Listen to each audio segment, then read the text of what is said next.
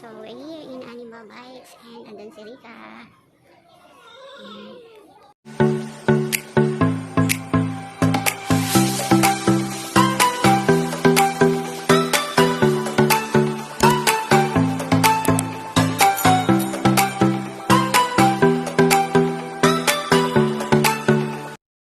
Yes, and we're back. Hello mga kasesh. Welcome back to my channel. So for today, punta tayo sa Animal Bites. Kasi si ate, kinagat ni Panji. Nakapagpa-anti-tetano naman na siya at saka yung anti-rabies. Pero syempre merong supporting documents ng vaccine. Wow, supporting documents. Ano ba tawag doon? Follow up that's ano yan, basta yun. So magpa-follow up kami, punta tayo sa Pasig sa Animal Bites and feature natin kung anong meron sa Animal Bites ng Pasig City. So samahan nyo ako laters, biyahe tayo. Buti na si ate nakasurvive. Totoo lang, nung nakagat siya ng aso, nanginginig na talaga siya. Ayun. Kasang bahay si Panji, aso namin siya. So, punta tayo sa Pasig City, pabalik-balik, paulit-ulit, diba? So, mamaya uli. So, yun na nga. Dito na kami sa City Hall. Yan. So, nakakaloka kasi ang daming mga kachika. And nagulat sila sa bill ng kuryente namin. Diba? Morning ang chika namin. Sabi, bakit ganun ang bill ninyo? May planta kayo? Sabi ko, abusado si Meralco. Irireklamo kay Digong. So, yun na nga. Baka maabutan natin si Mayor Vico. Naku. Picture lang kata kay Mayor Vico. So, yun. Dito na kami sa Pasig City Hall. So, mamaya, tayo sa 5th floor. So, meron mga tour ba dito. So, later na lang. Ito ang process bago ka pumasok sa loob ng City Hall. So, dadaan ka muna sa masusing lakaran bago tayo. Vlog po. Vlog. Ano daw ba to video? Sabi ko vlog. So, ikot-ikot tayo. So, ito yung entrance ng City Hall. So, may test na nagaganap. Dati kasi nung nung kasagsagan ng COVID. Kasagsagan ng COVID, meron ditong parang plastic wraps. Plastic house, parang ganon. So, medyo panalo sila dito sa social distancing, kung makikita mo. So, ingat na ingat.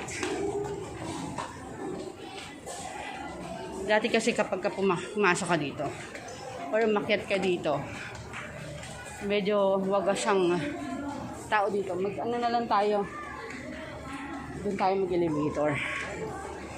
So, mamaya na lang uli until we reach the 5th floor. So, kahit dito the Registry of Deeds, meron pa rin social distancing na nangyayari. So, hinihingal na ako mga sis. Ewan ko kung pwedeng gumamit ng elevator. Akin na kailangan. Ha? Hindi. Ano sabi? Sabi patay? Anong sabi? Maximum of 8. Hindi, pwede. Oo. Tignan natin pag umilaw. So, ito. Ang aming Pasig City Hall. Hello, te. Pwede kang humiga dyan. Diba? Ganyang kalinis. Pwede kang magpatambing-tambing dyan. Magpa-cartwheel. Pak! So, ayun mga sis. Nandito ako sa may Mercury Drug. So, kailangan kong bumili ng vaccine para kay Rika And sad to say, ang dumi naman ng kuko ko, nakakasar. Sad to say, walang available na vaccine ang Pasig right now. So, kailangan kong bumili. So, pila. O, di ba? Bongga ang pila. Waiting here outside and kailangan maghintay ng 10 minutes dahil nag-sanitize sila ng mga bakal-bakal dito. So, every hour ata nagsasanitize ata sila dito sa Pasig City Hall. So, bonggang pag-sanitize Pasig. So, we're here in Animal Bites and andun si Rika. So, yun na nga mga sesh. Nakauwi na kami ng bahay. So, yun. Change na ako ng damit para hindi na makapasok dito sa loob yung virus. So, ingat na ingat tayo. Tapos, meron din ako ditong hot water. Yan. Hot water yan na merong asin. So, nagsusuob ako pagka umuwi. Pagka galing ko sa labas. Tapos, papasok ako dito sa bahay. Siyempre, maliligo muna. Tapos, linisin muna lahat. So, lahat, pati sa ultimo sapatos ko,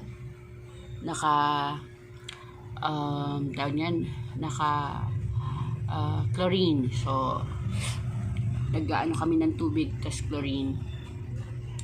Tapos, yun na nga, after ko maligo, gagawa ako ng suob. So, after ko kaninang maligo, medyo nag-ayos muna ako sa ng Team Organic, and then after nyan, after ko siguro mga 2 hours na suob na ako. So, kailangan natin yan, magsuob talaga.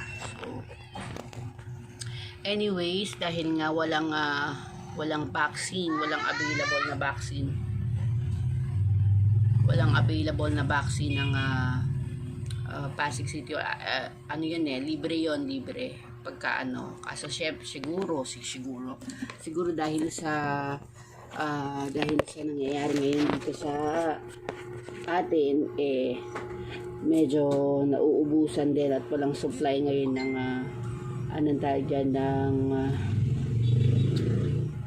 yun nga yung vaccine na para sa animal bites. So, bumili na lang ako, and then yung name nung pang injection. This is the second vaccine na ni Rika nga, dahil nga nakagat nga ni Panji. So, although si Panji, asong bahay, hindi pa rin siya na-injectionan kasi baby pa siya. Tapos, hindi nga naasikaso rin pa-injectionan dahil unang-una dahil nga kay COVID. So, nagpaka-safety na lang kami na unang injection niya kasi it cost 1,700.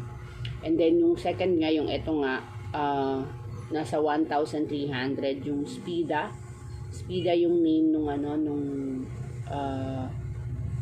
vaccine. So hindi ko na siya na-i-vlog kanina since kasi bawal ko siyang ilabas dahil nga syempre vaccine nga siya for animal bite.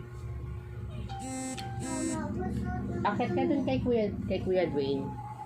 Doon siya sa kwarto ni Tito Mac. So medyo ingat-ingat tayo sa mga, sobrang ingat ko din kasi nga, as you can see, may bata kami dito. Wait lang. May bata kami rito, and mas kailangan natin ngayon talaga na akit ka na doon, na mag-double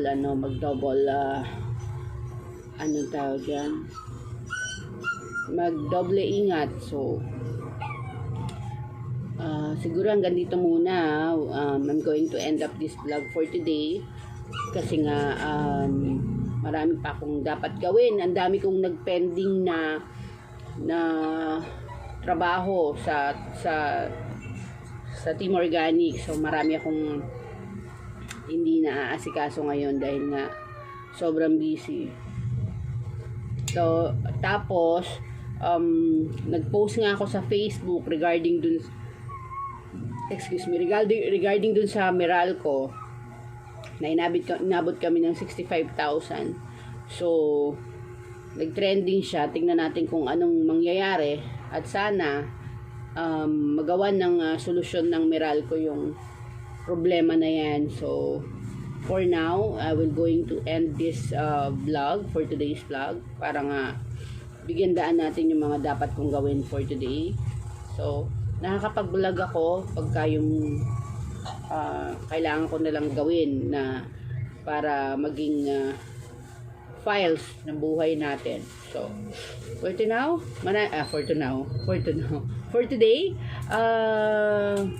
end ko na siya, and please do wait for my next video. Kung hindi pa kayo nakasubscribe, please do subscribe on my channel. Hit the subscribe button, and please paki-push na rin yung notification bell para updated kayo sa aking mga content, sa aking mga gagawin, sa aking mga ginagawa, sa aking daily lives. So maraming salamat sa panonood, and stay safe. God bless. Bye!